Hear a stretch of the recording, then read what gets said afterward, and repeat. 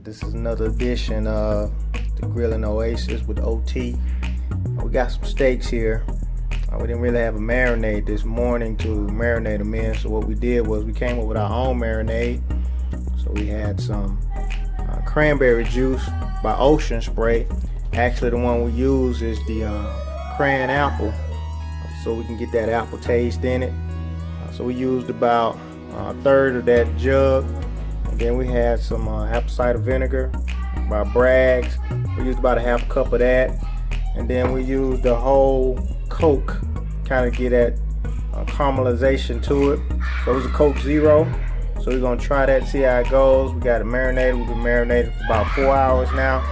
So we'll see how it goes. What's going on? Got it on high to burn some of this stuff off. Just a little bit. Steaks on there. Let them steaks grill. Steaks on there. You see how the fire just rolling up on it. That's good. We want to seal in the juices. And then once we get them sealed in, we're going to flip them over. You see that bacon fat kind of making it roll a little bit.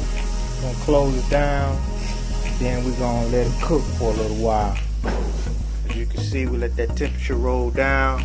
It's gonna go back up to about 400 degrees, and then we're gonna let them cook for about 5 minutes, and then we're gonna come back and we're gonna flip them.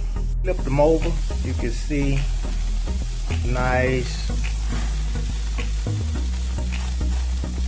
grill marks on it.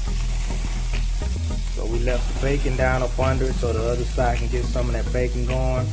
Got the fire rolling pretty good.